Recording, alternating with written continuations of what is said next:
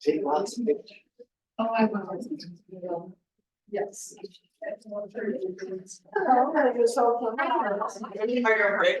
No, maybe I should be here.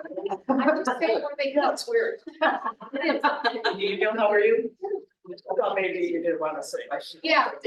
No. Flu season or whatever's happening. Yes.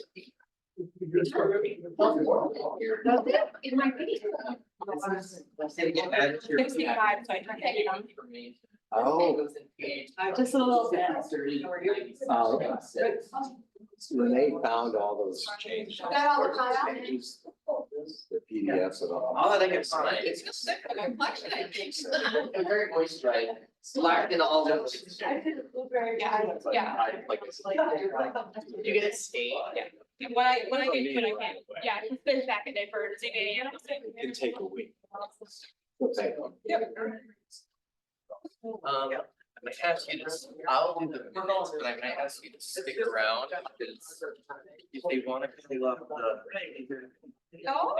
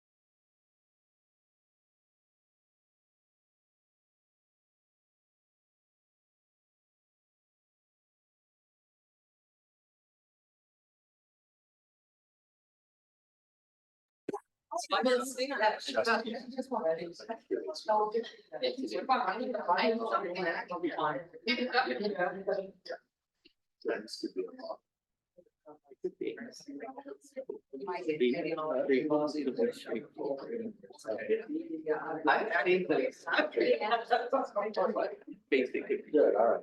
I'm gonna.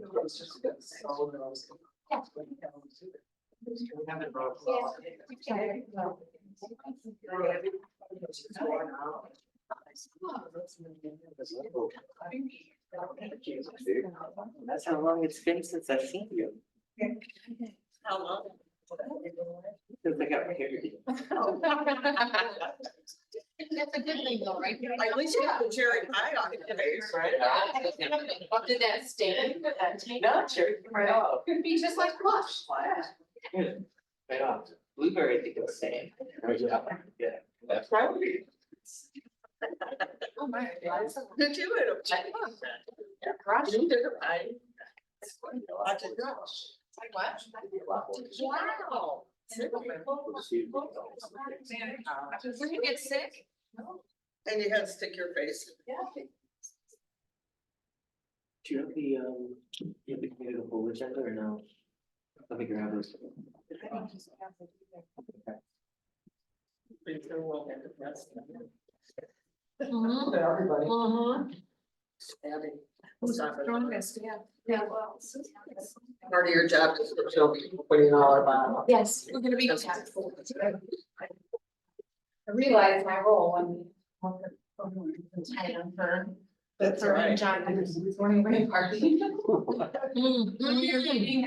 Ready for night or going.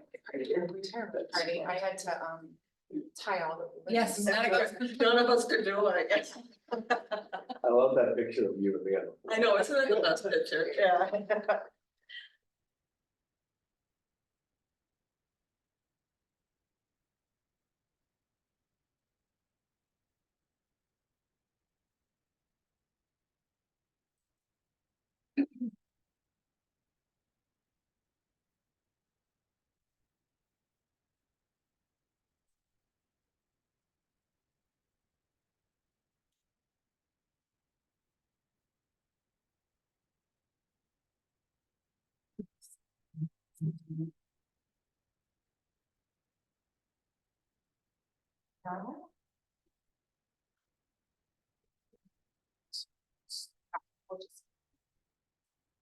Great, 11:03, I'm gonna call this, special meeting, the committee of the whole meeting of Saugatuck Township to order on Tuesday, September 9, 2025.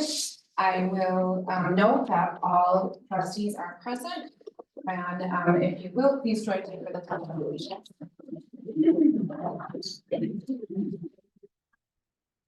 I pledge allegiance to the flag of the United States of America and to the republic for which it stands, one nation, under God, indivisible, with liberty and justice for all.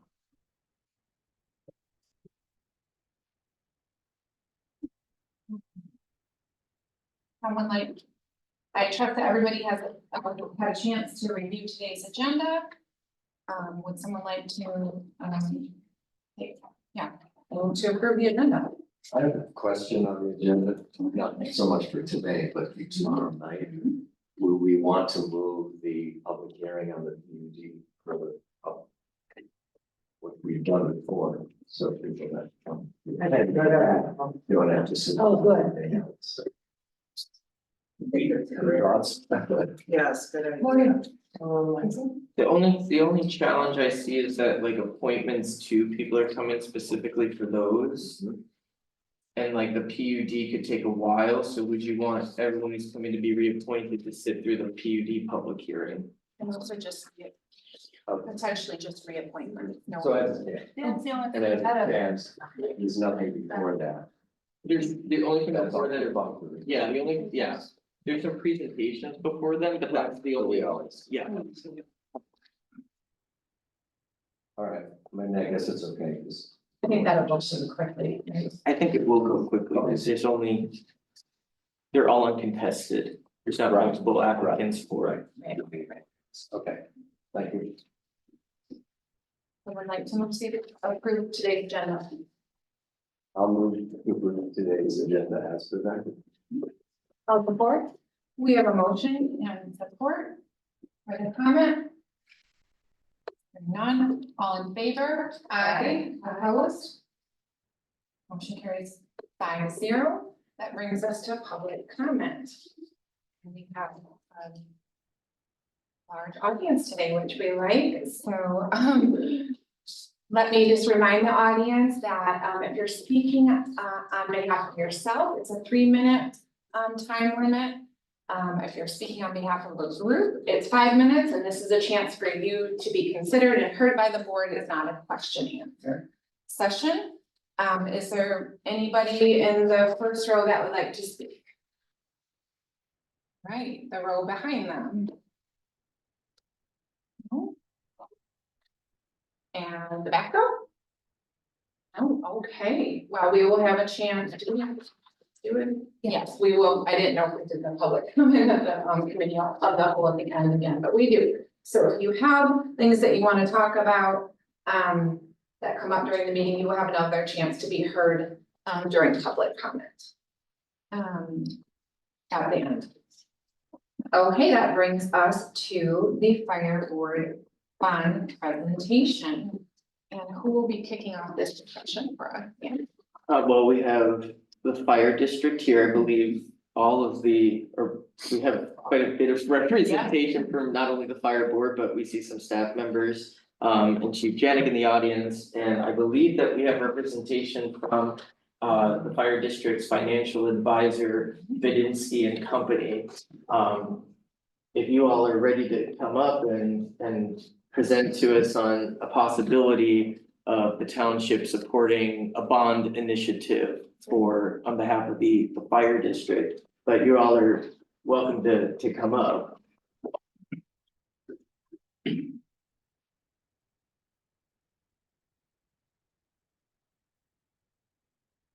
Thank you, good morning. My name is Steve Mann, I'm a bond attorney with Miller Canfield, actually. We've been asked to present to you regarding the fire district's proposed bond. I'll start by saying the reason we're here asking the township for support is that the way the fire district is organized under Act 33, it doesn't provide a reasonable method for them to bond on their own.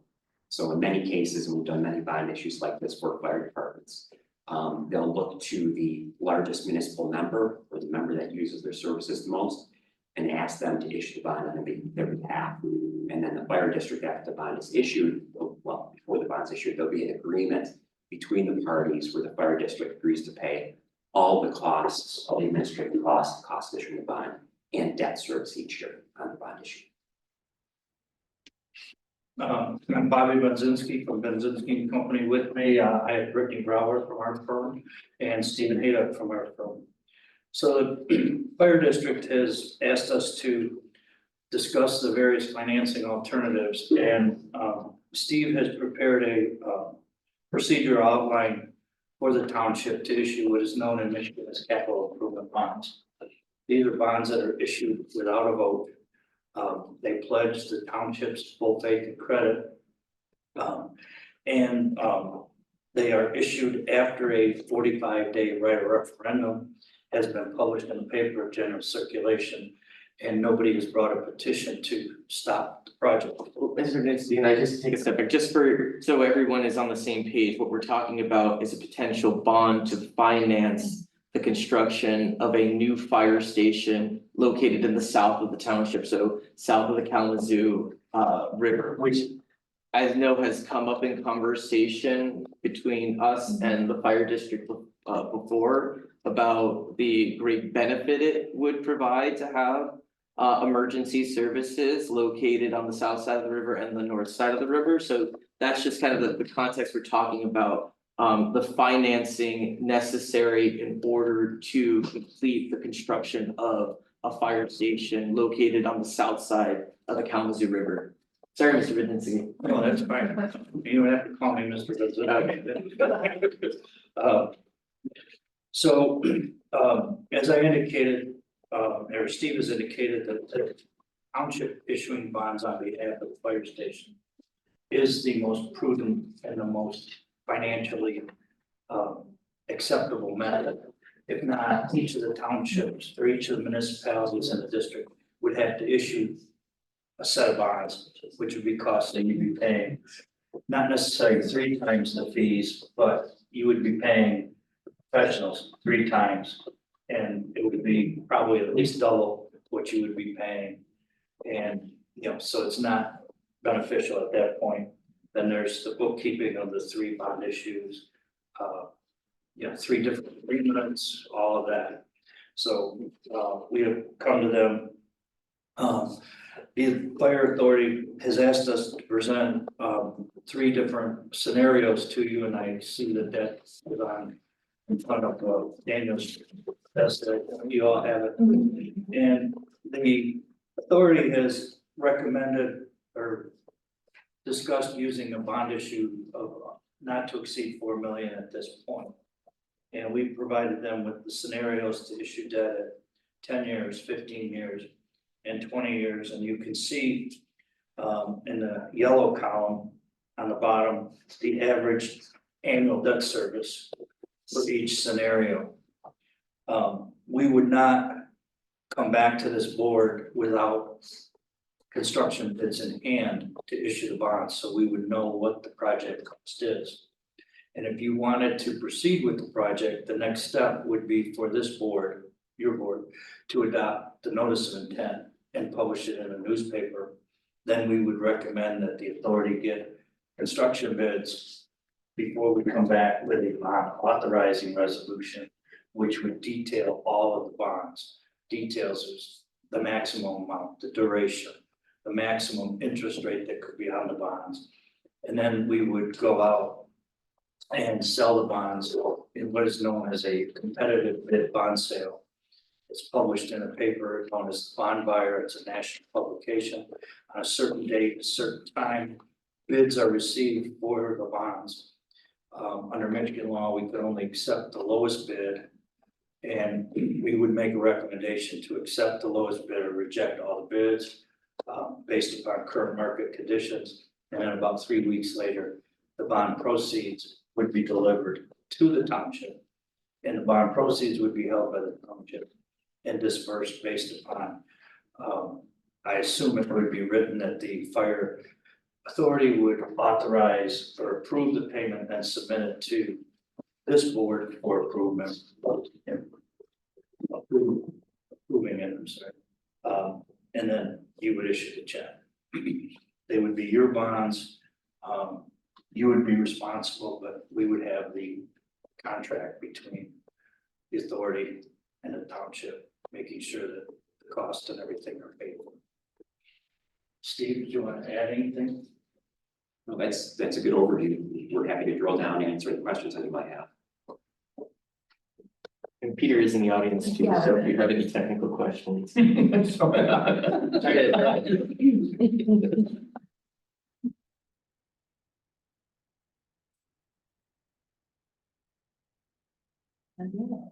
So what do you estimate the timeframe would be for this whole process?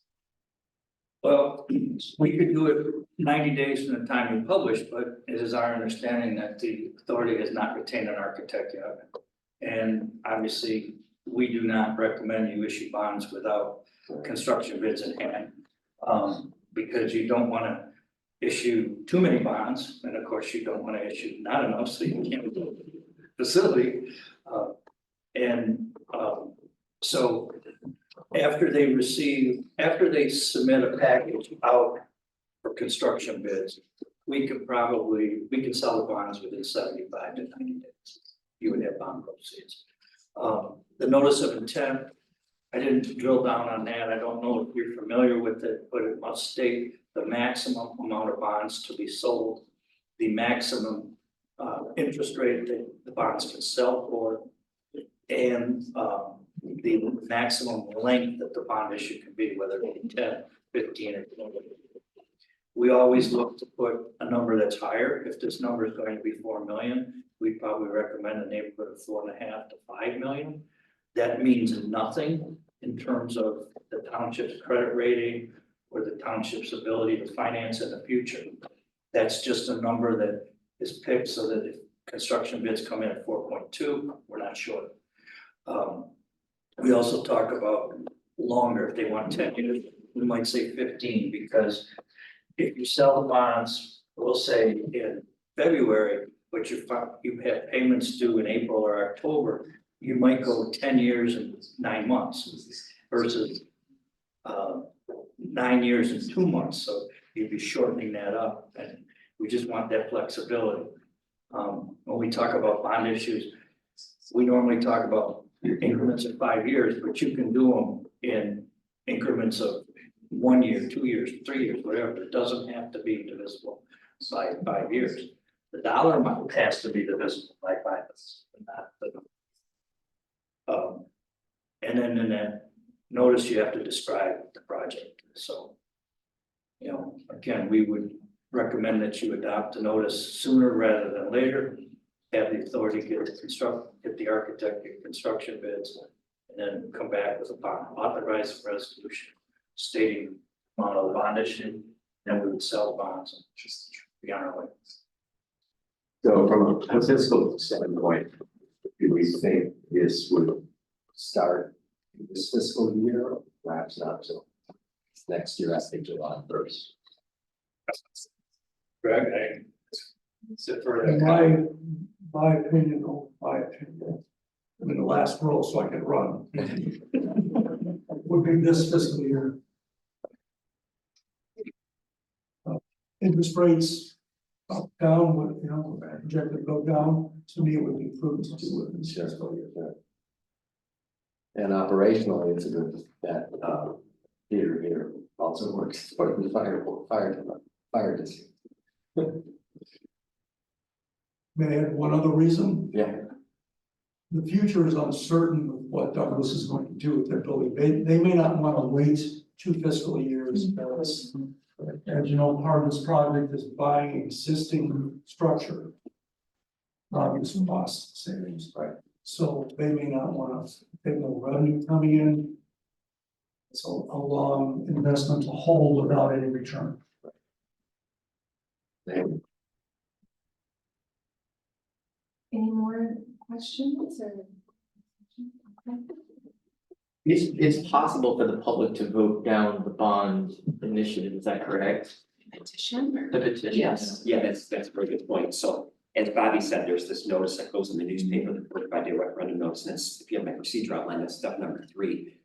But what that does is it gives the residents and the electeds the information that the township intends to issue a bond for this project, the amount, terms, the period. And then registered electors and citizens would have a 45-day period to circulate a petition if they desire to force the question of issuing bonds on the ballot. And we would adopt the notice prior to receiving the bids for the work, is that what you're recommending? That we get Yes. the notice out as soon as possible? Yes, so we get the 45-day referendum out of the way. Okay. I see what you're saying, okay. Yeah, correct. And then the design work can continue while that 45 days is passing. Excellent. And then once you get instruction bids, we come back to the township bond resolution and sell bonds. Is it common for municipalities, constituents to circulate petitions and get that support and get it put on a ballot? It's not very common, it's very rare. I'd say probably 2% of the financings we deal with, we see petitions. Usually it's a controversial project or some political unrest in the municipality.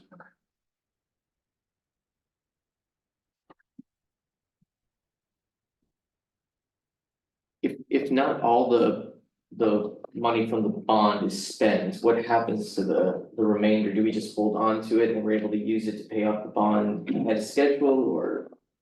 Hopefully, that won't be the situation. Okay. And that's why we wait for construction bids to be Yeah. in before we issue bonds, because the Okay. bonds be issued on a tax bill basis. Mhm. So they're subject to the IRS code and various treasury regulations. And essentially, you don't want to end up with too many bond proceeds left over. If you do, we recommend to go towards fire equipment or something at the station. Okay, Can't be used for operations. If for some reason there was a very large amount left over, technically you'd have to establish an escrow to prepay a portion of the bonds each year, which gets costly. okay. So your recommendation is it all is spent? Yes, spending procedure. Well, we would size it, so we have construction bids, architect fees, professional fees. And probably, maybe a 5% contingency, so we would not be bonding for a big contingency of, we don't know what. So that's, again, we wanna make sure that we're as close to that number as we can. I mean, obviously, you may not bid out furniture and fixtures until the building is close to completed, because no one's gonna give you a bid, or you have nowhere to store this if they deliver it 60 days out. So you wait, and that's where maybe your contingency gets used, or if there's some change orders. But we would use a reasonable contingency. Normally, we look at 5%, unless there's some issues that maybe soil or something. But in most cases, we're at about 3 to 5%. So there's not a lot of money left over if you never use contingencies.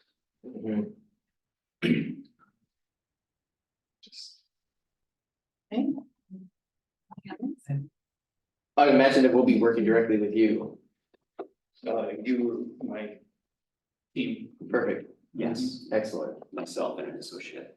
perfect. And then you all understand how the bond gets paid back, right? How the fire department pays us back? Through the millage? Okay. And we have done a bond before, it's been a little bit, but we did do a bond for the infrastructure. On 66th Street. When we worked with Baker Tilly, but we worked with Andy Campbell, who's now at Benzinski. So with that one, where are we in terms of the payoff period? 2 years into it, into a 10-year Two in. SAD, Okay. and that was a lot small, that was under $1 million. Right, Yeah. You, on the special assessment bonds issued in 22, Mm-hmm, 2000, you have 351,000 outstanding. Okay. that's very small. And then the only other thing you have outstanding, is $9,180 on the warrant entry. And in terms of the millage vote, would that be this November maybe? Or- The fire department does not have to put the raising of their millage up to a vote necessarily, as long as it's kept below a certain rate. Oh, okay. So they have the flexibility to increase their millage rate if necessary, up to 10 mils.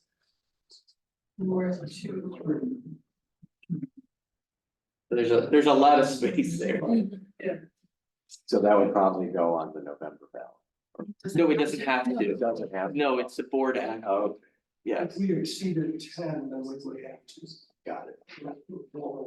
And from the township standpoint, there are two debt limits in the state of Michigan. One is 10% for all debt, and then there's the capital improvement debt limitation, which is 5%. And right now you have $41.7 million available. So a $4 million or even $5 million project would not hinder that, and it would not affect, at this point, given everything being equal, it wouldn't affect your credit rating at this point, Okay, cool. given everything is equal. So if we had to do another big project that we'd pursue a bond for, there's still opportunity. It doesn't prevent us from doing that. Right. Cool. So you're not, we wouldn't be here asking, we're very close. Thank you for those numbers. That's so well. Thank my staff. They look good. No, you have quite a list over there. Oh, no, I'm okay. I guess, just, to take it a little bit away from financing, your understanding that the fire district is asking the township to support its pursuit of the construction of a station in the south of the township. And just kind of getting your feedback from that request, that this is something that aligns with your vision. This is something you're in support of, it's not something you're support of, I guess, kind of a discussion about what that means to you all. I guess, Steve, Bobby, thank you. I think we can probably have a seat if nobody, and we may have more questions for you later. Thank you so much. Would And I think would the trustees like to hear from Chief Janet about that? I know we've heard before, Stacey obviously has a lot of knowledge, but about the project in general and the value add to the community. Yes? Sure. Okay. Can I ask a quick question of Mayor North? Just something in on, where are you where's the city of Douglas in terms of? In terms of the purchase? Yeah. Well, we're still negotiating, is Okay. that fair to say?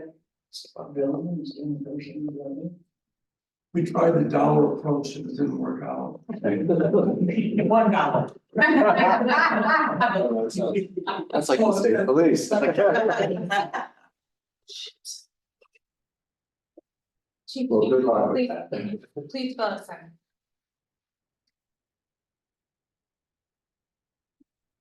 Hi, I'm Greg Janik, your chief, also a township resident. I believe in this project. I believe we have to meet the current demands. We should be removed if we don't. Where's the growth? South and east. Before I became chief, I've heard from staff staff that have been there 30 years, we need something to the south. I was not in favor of that, as I'm sure my staff can attest to. I wasn't fond of building a station with sewer, septic and no water supply. M89, that area did not thrill me. Now we have an opportunity to save taxpayers money and meet the demands. That's the trigger here.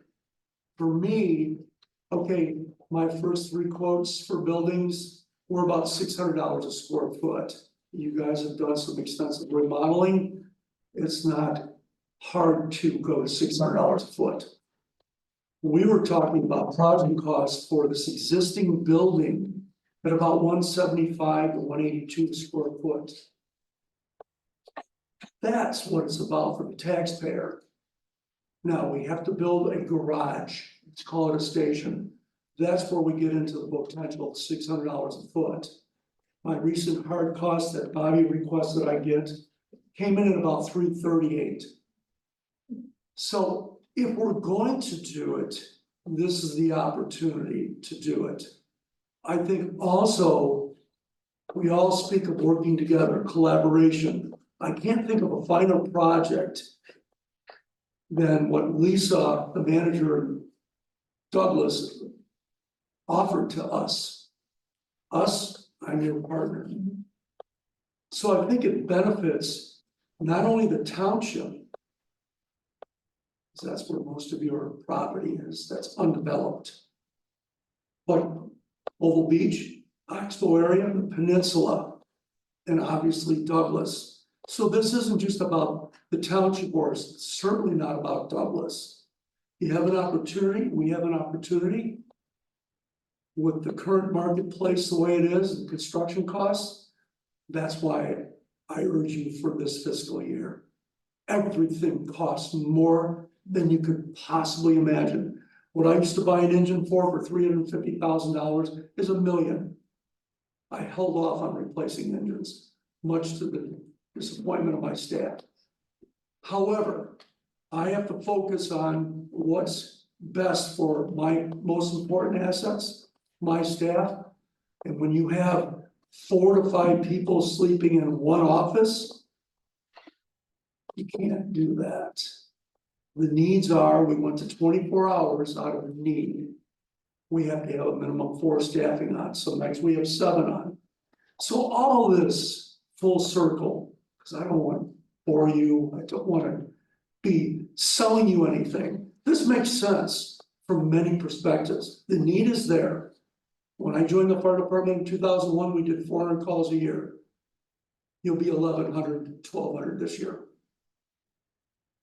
Everything, we are the Swiss Army knife of municipal government. Hey, go get our horses there in downtown Douglas. Go to this, go pump out a pond and work your horses. We were working paper.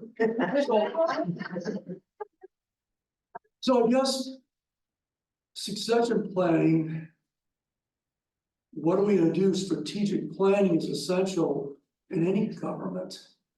And we've done that. What's the problem? Who can pay for it? And I think you found that just doing your inside remodel and then learning the numbers on exterior. Look what we have with housing costs. There's not a firefighter that's gonna move here, has not moved here in the last 5 years, is gonna move here in 10 years. We just priced ourselves right out of the housing market. So we need to accommodate firefighters, because our department is absorbing more and more services. Now we're the county drone team with 2 other fire departments. Speaking of collaboration. So for municipal government, for the 3 cities, I can't see how you could possibly not take a serious look at this as, hey, this could work. And I know it's a lot of money. Believe me, if I could find another way, I don't know what to do. I'm dealing with a station built in 1986, so it was built for 400 or 500 calls a year. I invite any of you to stay over the weekend. And I think we would show you no. But I'm protective of my staff. I think they deserve better. This fire board has listened to everything and done everything they humanly can for our personnel, and I'll never forget that. But I do think for 3 cities, you need to look closely at what are we gonna do? Because there's no room to build where we're at. With restrictions, we don't even own some of the property. That's my sermon. Is there anything else I can answer for you? No, touring the new building we're looking at, it just seems ideal. I mean, it's so almost, ready to expand. I mean, it's just such a great opportunity, Yes. and I think we should do everything we can to help the process along.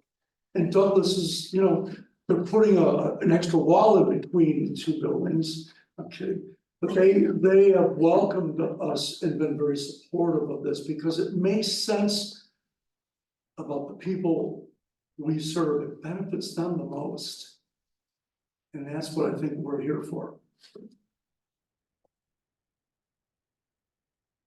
Okay, Thank you. thank you for letting me speak. Thank you, Deanna.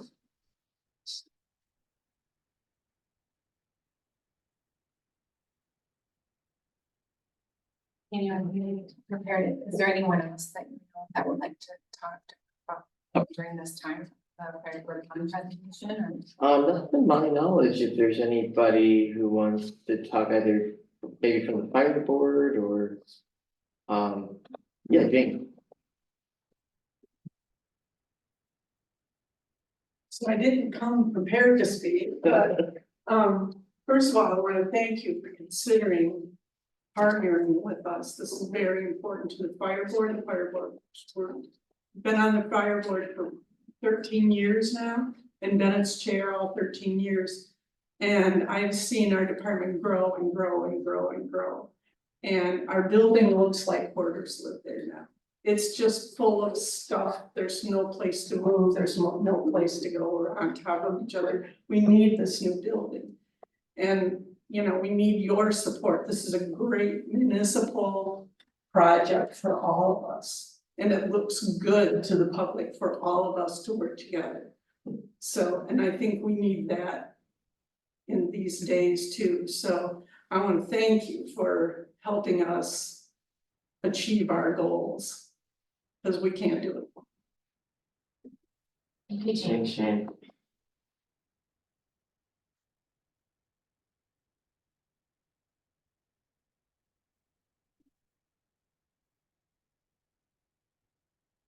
What happens now? Well, we're not taking action. Right, we don't take action at committee of the whole, correct? Right. Yeah, and it's not, it's not up for a vote right now. I mean, the idea was that you all could hear this information, absorb it, understand the project, what's being asked of you. Thank you, Chief, for really highlighting the collaborative nature of this project. I mean, it's really a lot of entities in our community, exercising that forward thinking, which we greatly value. So Douglas, with the forward thinking to purchase this new municipal really kind of campus that could house other services, the fire district recognizing the opportunity that exists at that site, the importance of servicing the south of the community, especially knowing that if anything were to happen on the bridge, emergency services would be cut off from the south. So understanding the limitations of our community's geography, where the growth patterns are. I mean, I think that it's really, the fact that the project itself is incredibly commendable. I also think that it speaks a lot to this body, the fact that the fire district felt comfortable and that we were the right entity to come to partner with, to make it happen. I think that there's been a lot of intentional work on behalf of this board to show the community that we are willing to invest in the community, that we want to support collaboration, and that we want to be perceived as leaders in the community and someone, you know, a body that listens and gets things done. So yeah, I think there's a lot of opportunity with this project. You know, from a staff perspective, we've done a bond before. I'm very confident in our financial department. I think that this is something that we can take on.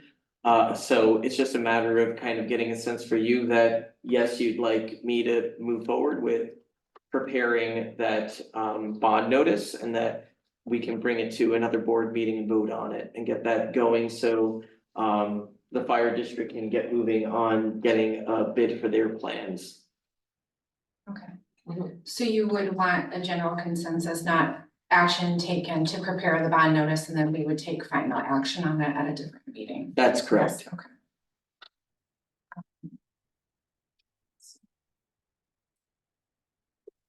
So will this item still be on tomorrow night's agenda? No, it's not on tomorrow's night's agenda. It was just, Discussion for today. it's a discussion for today, get a general feel about where you all are and if you would like me to prepare that notice for a vote at a later meeting. Well, I for one would like to say I would. Yes. Yes. I think we all would. Okay. Yeah. Alright, so then we'll be working with all of you and preparing that bond notice for a vote by the township board. Thank you. Thank you. We'll see you again.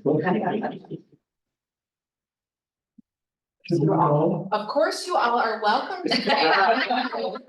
Yeah, we all have lives to live, so you may excuse yourself.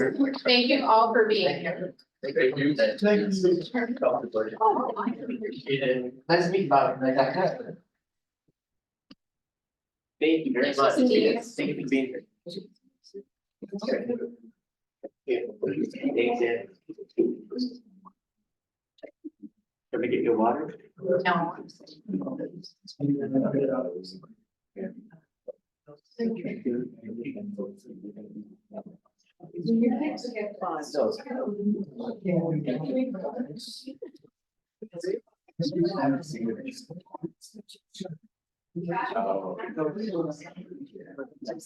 Yeah, yeah.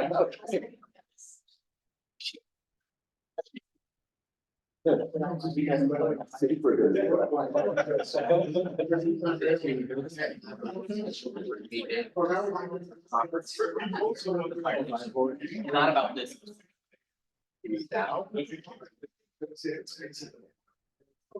We'll see, it's scheduled for 12:30, so maybe. Oh, okay. Thanks. Do you want a water, Abby? Yes. I brought you Jen. Everybody. Special meeting. She's a lawyer. Alright. Yeah, whenever the board conversation opens. Okay, 12:30. If I go back.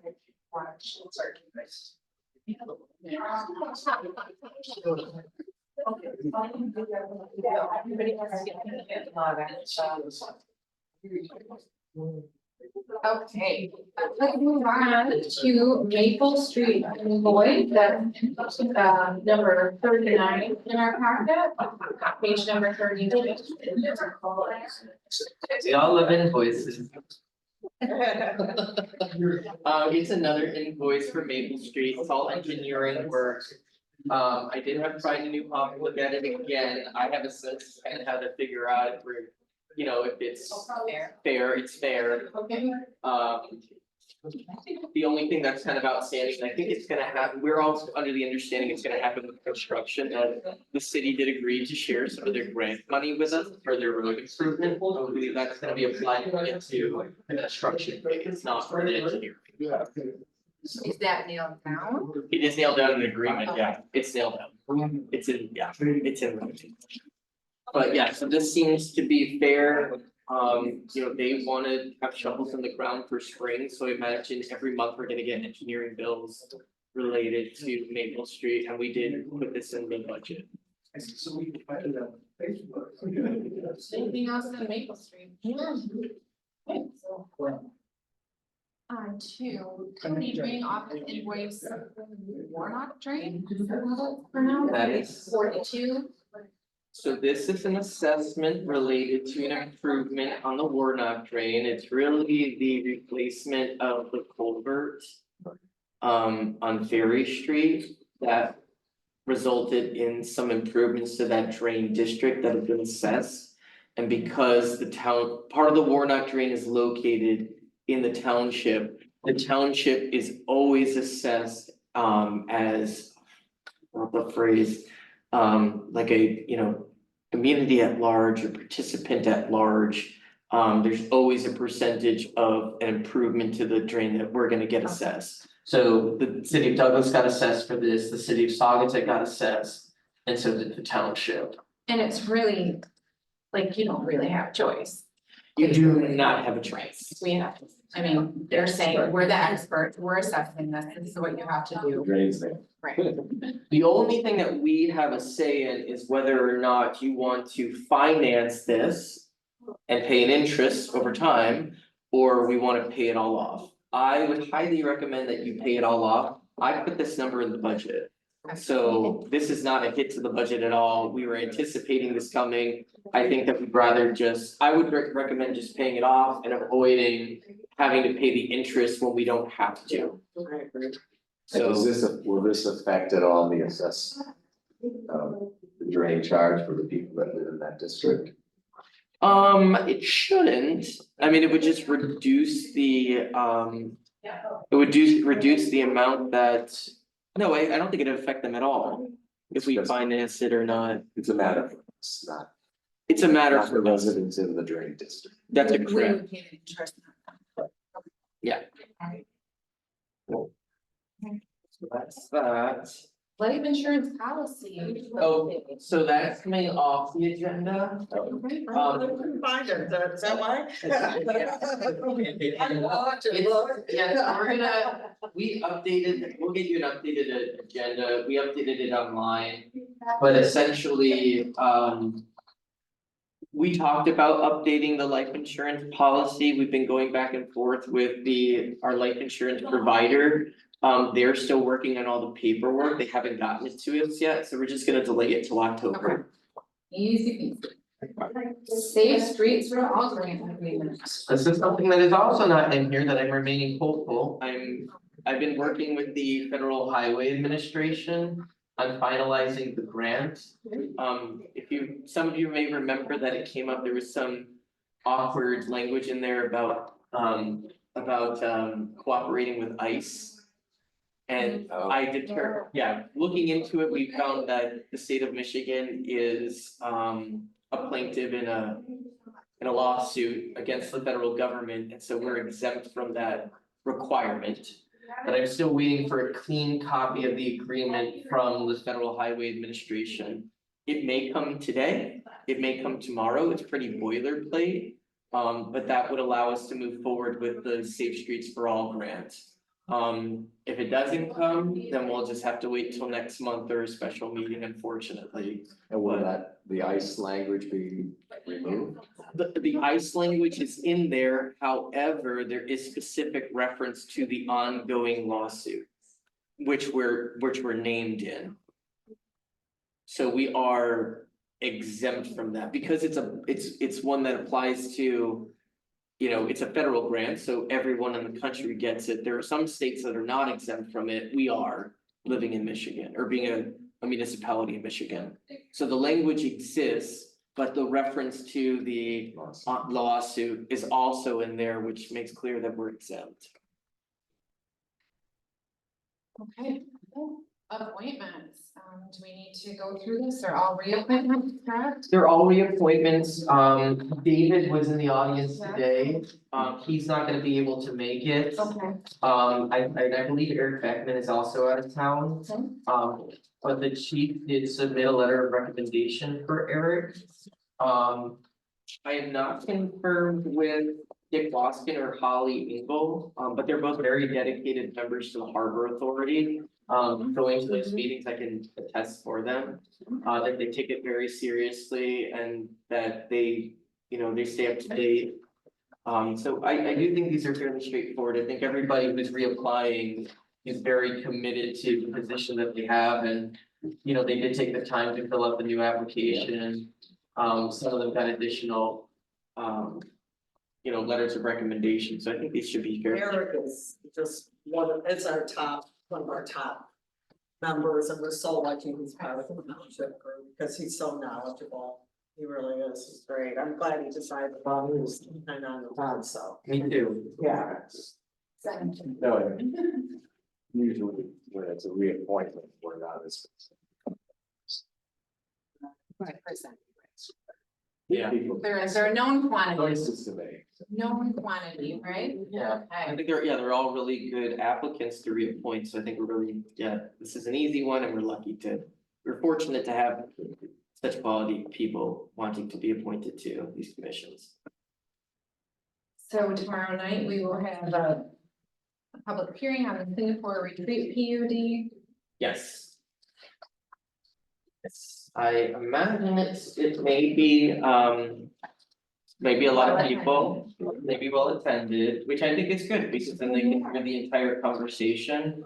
There are some things that there's some things that are confusing about the PUD adoption that I kind of want to clarify, because here it's calling it a PUD rezoning. So anytime we adopt a PUD, it's going to involve a rezoning, because the way that PUDs are set up in the ordinance are that they are overlay districts. So what we're doing is we're not rezoning what we call the base district, so the underlying district, but we're adding an overlay on top of it. So the requirements for this development come from the base district, which is R1, so it's our most dense residential. And then we're providing additional flexibility to how the project is laid out by going through the PUD process, which involves a rezoning. So I think it might be confusing to the public where they may assume that the rezoning is resulting in higher density. The rezoning is not resulting in higher density. The rezoning is resulting in more flexibility in laying out the development. So you can thank you, Morgan. You can kind of see it, it's in your packet. But you can see it here. It might be better in your packet, because this is. Yeah. Danielle? Yeah. If this PUD is approved, does that take precedent on all from the future too, or is everyone a specific own case? I mean, would this change zoning in general? This case, or, For this particular property? I mean, for future ones? You mean setting precedent? Yes. No, it would not. It's already in the So ordinance. each one would be its own animal, right? You're correct. Okay. Yeah. So if you look on get to page like 78. And then you can kind of flip through some of these designs, but it's really, I guess it's page 83 that you want to look at, because this is the parallel plan. So it looks like this. Oh, It's on page 83, so yeah, you got it, John, right there. Yeah. So I have a process question. Because there's a parallel plan and then there's the newer submission. Mm-hmm. Will we tomorrow vote on both No, or set a preference? tomorrow, the vote is for the adoption of the PUD ordinance. Right.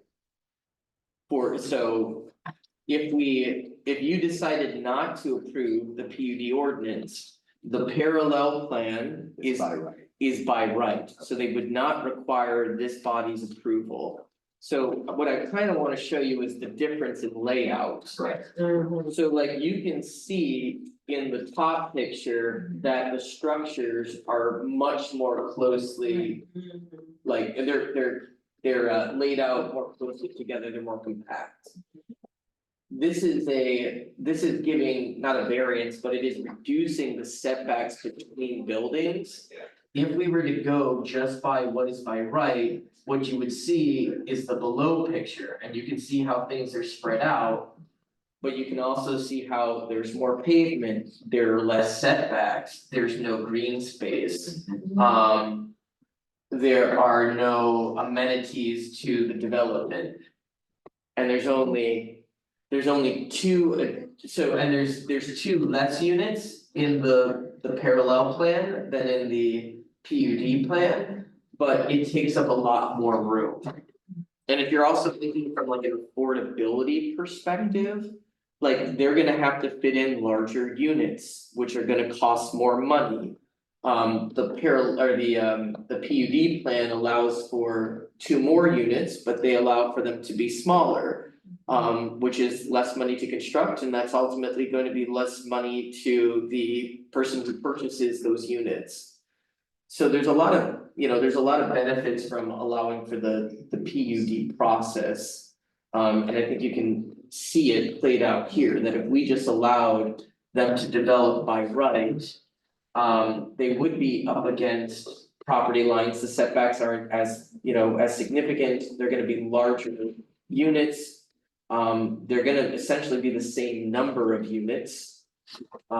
As opposed to the parallel plan, which allows them to be clustered closer together, allows additional units, allows them to be smaller sizes. And a little more diverse, because some of them are townhomes, some of them are duplexes. So some of them are gonna be single story living, some of them are gonna have the up and down. So then it allows for additional kind of options to meet the different needs of people in the community. On the top, there's all these squiggle lines, and they're not on the bottom as much. Is that a tree line or just to define? You Does it see kinda those look little- Like the wings, They're- just Yeah, scallops. The I mean, scallops. is that where, That, I believe, represents a tree line like the undisturbed area. So everything on the other side is not disturbed, it's left natural. so on the bottom, I don't see squiggles, they're not Right, exactly, removing yeah. them. They could remove all. Okay, but I see squiggles on the bottom. I mean, I see them by 130 feet, you see squiggles? Where are they? They're up higher, I see the hundred and Yeah, thirty. they're all at the top, so then look to your left. Around the whole thing, here. Yeah, but can I point out, I've mentioned this, I think at the last one. So the parallel plan was not adopted or not recommended by the planning commission. They're recommending the one at the top, Wall. and then Really? let me, Oh, you okay. can jump in after. yeah, I just wanna remind you, as a neighbor to this property and someone who's noticed on this. My main concern has been, if you look at the top page and the squiggle. That is a 57-foot buffer. Property line, and that buffer exists. That was a condition back in 2005 and 6 for a previous project. So this would require them maintaining that buffer and not removing any trees from that 57-foot buffer, which obviously myself and many neighbors are very much concerned about. There'll probably be a few of them here tomorrow night. The other thing I want to point out, the main difference, if you look at the parallel plan at the bottom. To the right of the property, to the right end of the property. There's a huge. Is it retention or retainer? I always. retention. I understand. And that's a retention base, and you can see it's quite large. And it's very near the property line, and it would also destroy the buffer. So again, that's. So the top one's a PUD, right? I just wanna clarify. Yeah. Alright, that makes a difference. The one with the easy way to see it, if it has the cul-de-sac, that's the parallel plan, that's the one that can do by right. Okay. And you can see that there really aren't a great amount of setbacks, there's no green space, The buffer's gone. the buffer is gone. The retention pond is huge.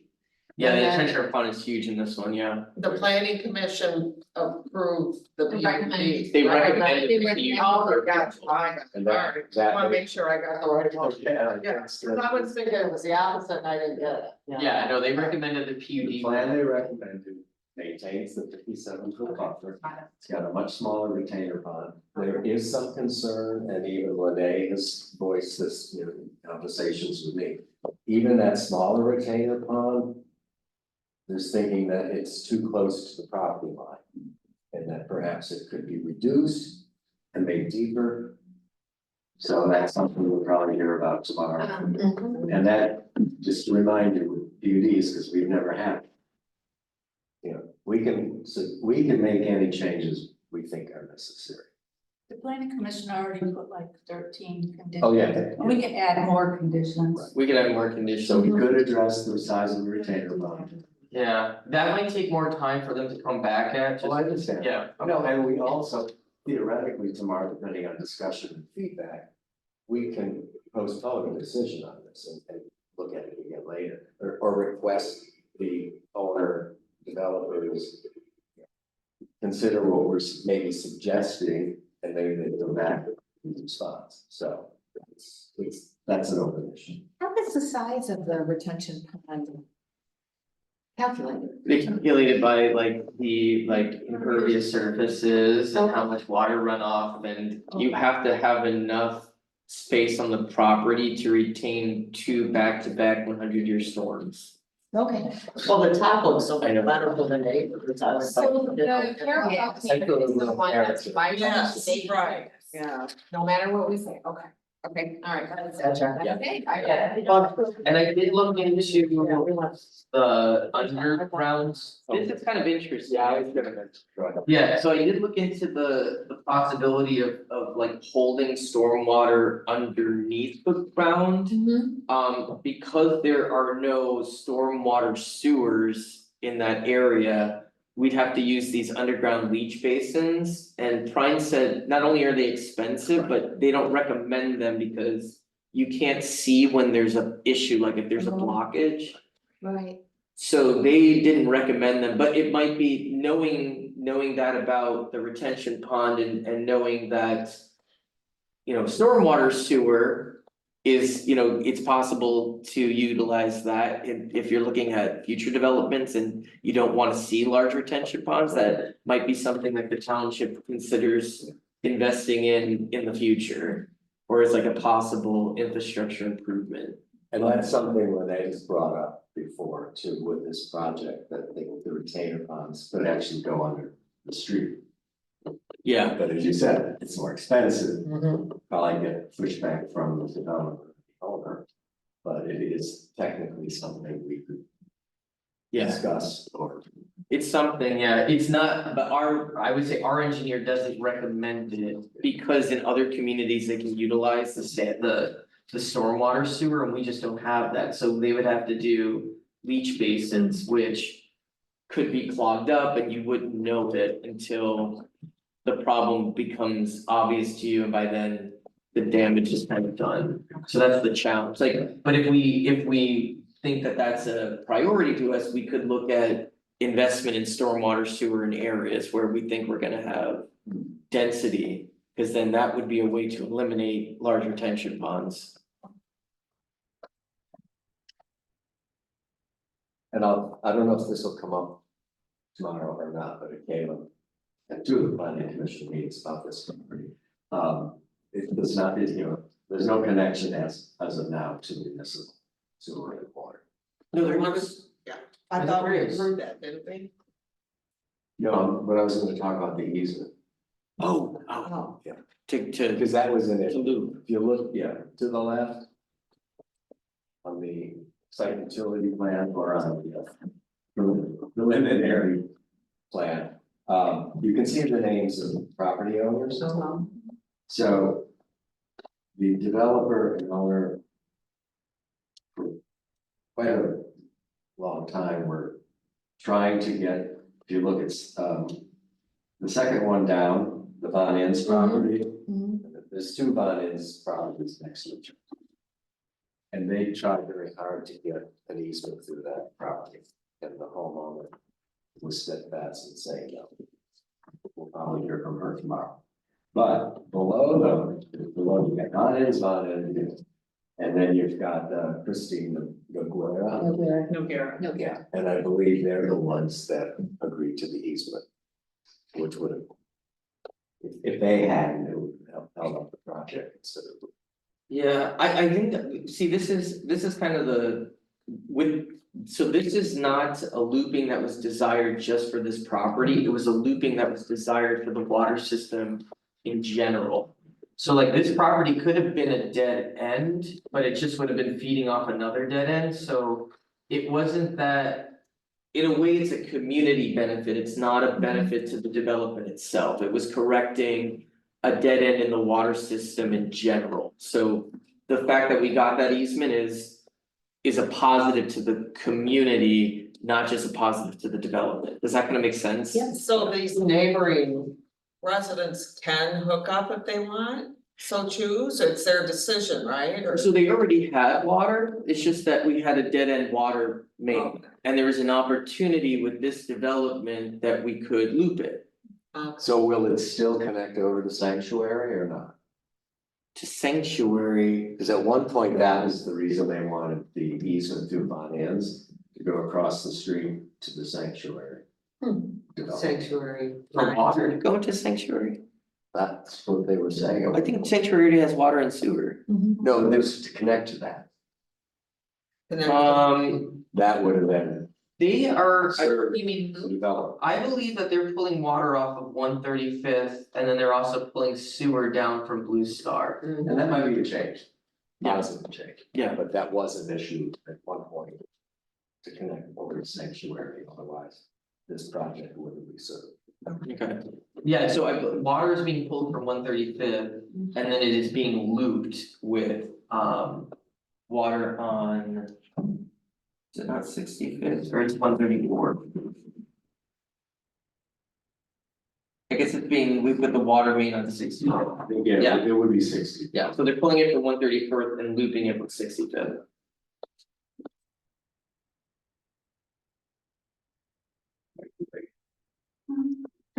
We're having our committee of the whole meeting and the public is welcome, so go ahead and have a seat, and if you'd like to speak, you can speak during public comment at the end of the meeting. We're Sorry. we're waiting, no, we're close to meeting. You should have been here a few minutes ago, there were like 20 people here. Really? That was the one issue that's already been discussed. Is that new development on 135th? No, we're No. talking about that. Oh, okay. Hey, anything else on that? Yes. Any questions for our neighbor? Yeah, is there anything you want me to look into further for tomorrow? We did add a condition, that all the utilities, like the electrical utilities are all to be located underground, so that did appear in the rezoning ordinance. And yeah, if you can read through the conditions. I read And they are, Yeah. and another one that is very positive ones, you know, you're prohibiting use of pesticides. Very cool. Yeah, and then these are not eligible for short-term rentals either. I know that. Yeah. That was That's good. huge. Shuffle. That's Yeah. huge, yeah. Because the original plan, which isn't in here. Many of these houses or units were allowed to have ADUs in the town. Oh, we have little type.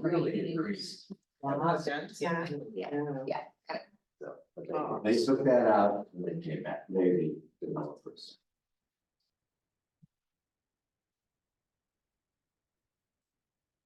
All right, are we ready to move on to progressive city street action plan? Yes. Okay. So you should have. A printout that Abby, yours is at the top, I gave you another printout, this is for John, yeah.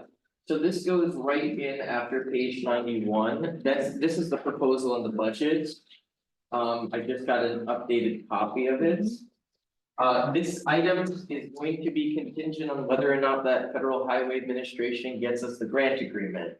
So this is the consultant that staff is recommending the township work with. To develop the comprehensive Safe Street Action Plan. Just kind of breaking it down, there's gonna be requirements. Because essentially the grant is to develop a Safe Street Action Plan, so the federal government has requirements of what has to be a part of that plan. What we did do though is we put about $23,000 on the side for demonstration projects, so these are small temporary projects that we can implement at specific locations in the township to test out what a certain improvement might look like and how it might impact impact that location. Does it, is it something that people are navigating easily? Is it something that creates more issues? It's something that is helpful. We haven't determined what those demonstration projects will be. We kind of want to work through some of the plan first in order to get that initial feedback before we say this is going to be a demonstration project.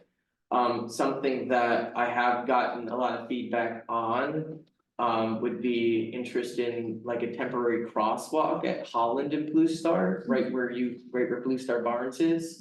So that's something that's out there, but I think we want to make sure that we get all of the information in first and determine where it would be a good spot for a demonstration project. But they're thinking that we probably with 23,000 could execute two demonstration projects. But the proposal for Progressive is essentially for $57,000 to do the plan and to assist with the submission of the plan to the federal government. And then the $23,000 on the side would be for the township to execute any kind of demonstration project, and that's a requirement. So the grant was for $150,000, and then we have a required 20% match that we have to provide. So will the issue tomorrow be approving the 57,000? It will be approving this proposal that, is for $157,000. It is part of the budget, because we knew that we got this grant last year, so we did include it as part of the budget. The only thing is that if we don't get the grant agreement from the Federal Highway Administration, we cannot approve this prior to executing that grant agreement. So if we don't get the grant agreement, then this is just gonna have to be put on hold until we get that. So just help me with the language here, the proposal is for the 149,875. But the action tomorrow is for 57,000. The action is for the 57,000 because the other 23,000 is going to be expended directly by the township. And that's what you said was in the budget. And that's all in the budget already. Yeah, we're required to spend a total of $175,000 on this project. And then the government will reimburse us $150,000. That's the reimbursement. That's the reimbursement part. There's gotta be that 25% or 20% match. Yeah, no problem. And then I'm trying to think if there's anything about this. Oh, the other thing I was thinking is that the budget does include, and we did this before with the Blue Star corridor safety plan, that we established a steering committee to oversee it. Progressive had some very specific recommendations, which I think would be great. So I think that we should have our road liaisons to the board representation, planning commission representation, road commission representation. Progressive recommended that we should have a representative from both cities, from Saugatuck and Douglas, on it because our streets intersect with the cities.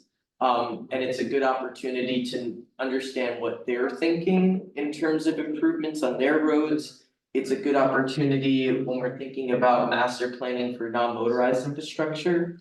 And then Progressive thought it would be a really good exercise for the road commission to see things and understand things through the perspectives of the cities and see what infrastructure improvements they're pursuing, and that hopefully we can get closer to aligning.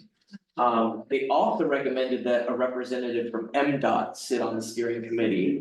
And I think that that is a good recommendation too. So if we do put this to a vote, I would probably add to the motion that you authorize me to put together a steering committee that matches the recommendations of Progressive in terms of representation. But yeah, we may be able to vote on this, we may not, so that's kind of a bummer, but I'm hoping, I'm holding out hope that the Federal Highway Administration gets us that clean grant agreement. Okay, moving on to MNRTF reauthorization resolution. Yes, so this is for our acquisition grant application to the Michigan Natural Resource Trust Fund. So you already authorized the application. Between that authorization and now, I've been working with the Land Conservancy of West Michigan on the project. And they've been really great. They've come out to the site to walk it. They came to our presentation at the quarterly trust fund meeting to show support. They were on site when the DNR toured the property. So they've been really great. So I submitted a formal ask to them for financial support. And they came back and they said that they are willing to provide funding for 5% of the total project cost. So that's coming out currently to $176,025. And they're willing, if the price goes up, to commit up to 200,000. So this isn't going towards our required 25% match, this is above our 25% match. And the thinking behind it is that if we can get a match of 30% or more, that would increase the township score. And then it would also reduce the ask from the trust fund, because that's gonna be enticing to them, because that's a whole nother project that they could fund. So the fact that we're coming up with additional funding, that's gonna result in, a higher score, but then it's also going to reduce what the trust fund would have to provide us in order to acquire the property. In order to make that like crystal clear that that's happening, we do have to adopt this resolution reauthorizing our application to the trust fund, memorializing the additional contribution from the Land Conservancy. Look complicated, I got. So I just have a question about the current property owners. Sounds like they're very patient and understanding and. They don't wanna move fast. So, they are And patient. they know the hoops we have to go through. I mean, I don't think anyone fully understands all the hoops that they're Yeah. going through, but they understand. Yeah, they understand, and they're not wanting to move fast, they, they really treasure that property, Yeah. and so I think that they, That's fantastic. yes. So they're not gonna say, well, let's do it in 6 months, we're gonna say it. They haven't said that yet, no, they haven't said So that, they don't. but we will find out in Like December. some other people. Yes. they said, Yeah, so we did get our initial score in, which I think we scored really well. And then we have ecological evaluation that's being finalized for the ODC, so that should get us more points. And then we have this fairly substantial contribution from the Land Conservancy that increases our match. So I think it's all positive news on top of having a good score.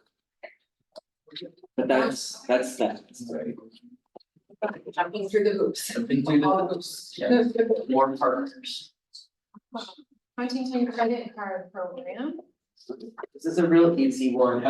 This is controversial. Yeah, we would like to switch credit card providers. I think like an obvious thing is that Huntington Bank is our primary banking institution, so it's easier to have credit cards held by that bank, and just in terms of like monitoring. I'm not supposed to say this part, but there's bonuses to it too, there's, but yeah, I think that it's, it just. There's a little value add, and then it reduces fraud risk because we're regularly checking that account. Nothing changes in terms of who holds cards and what the limits on the cards are. It's just, request that the card provider be from Huntington and not Elaine. Yeah, and I had never even heard of.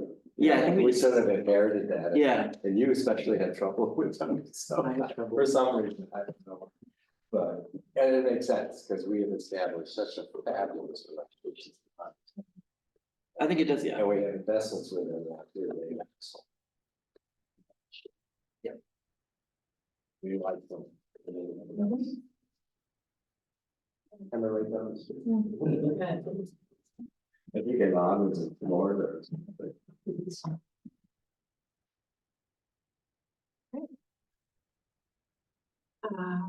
Public comment, that brings us to public comment, and we, yeah, please, approach the podium and state your name and, where you live and.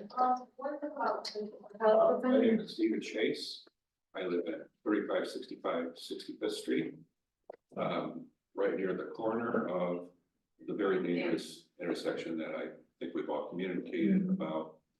And I'm concerned, because I have witnessed so many near misses. I also, I use that intersection both as a motorist, a pedestrian, and a bicyclist. And I've been almost nailed myself because people approaching that intersection with 4 different approaches at the stop sign are all trying to figure out how to get out there with all the development. You know, where Singapore used to be. There's all kinds of trucks going in and out, and I think that to allow any increase in traffic to that corner would be negligent. I'm a physician, or a retired physician, and I still took an oath that I have to do something when I see human life in danger. I can't believe somebody hasn't lost their life already. Some kid riding a bike, and you got a car trying to figure out that you got 2 people, you know, all these different people trying to get up blue stuff. I know you're stuck because of the state. Obviously, a roundabout, which would be inconvenient for me, but I don't care. I'm willing to put up with inconvenience to save lives. A Michigan turn, and a minimum, a light. It can be seasonal or motion detection or something, because I know sometimes of the year it's not that busy. There again, I guess you have to deal with the state. And a minimum, don't pour more gas on a fire by allowing more development until it's fixed, or at a minimum, put in some stop or dead ends. Maybe on 135th, actually, maybe all 3 out of 4 approaches. That might be inconvenient, but until you can get the state to do something, or you can do something. I know it takes more long-term planning, but at a minimum, a dead end. Or just not develop any more traffic, because every year it gets worse. Next summer, it's gonna be, somebody's gonna get killed, and if that happens, I don't know how you can sleep it. Anyway, that's my. Thank you, Mr. Chairman. Can I just comment, there were several Facebook comments last night about that intersection. And they weren't all you. Okay.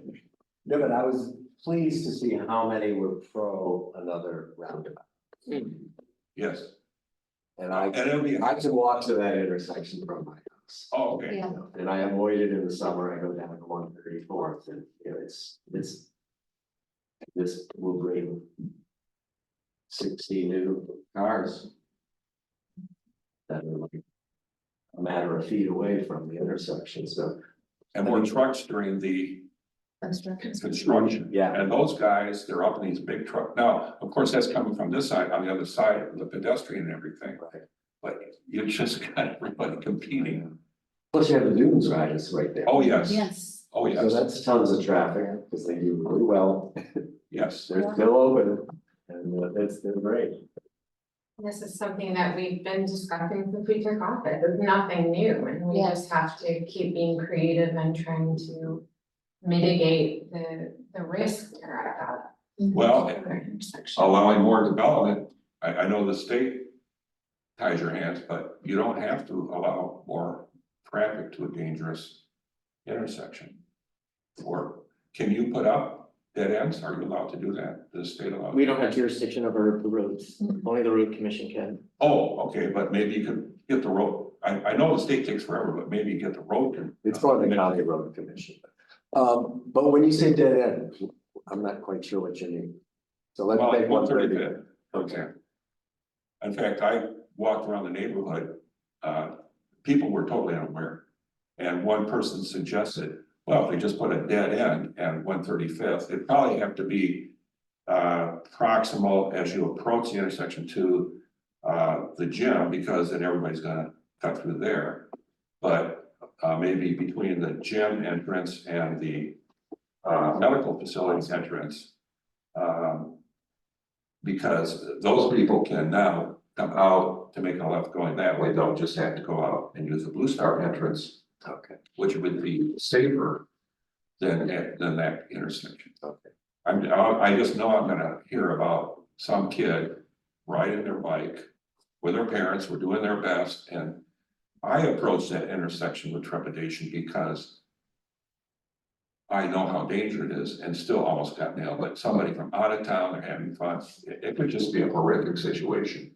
And it would really hurt, it would be terrible. So I was thinking from the human life, not my convenience. Thank you. Thank you.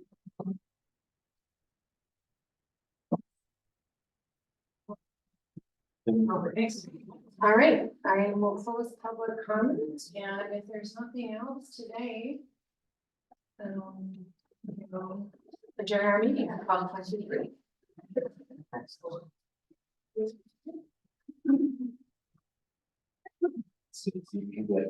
I can go to my meeting and I'm going to Chicago. Hey, we were there last time. Oh, yeah, I was going overnight, so. Who's night? It was nice. Thought I had it all in order. I do have a baby kitten here. You have to stop Somebody sharing. needs to go get in love. Yes. Can I leave it? Maybe, but we don't want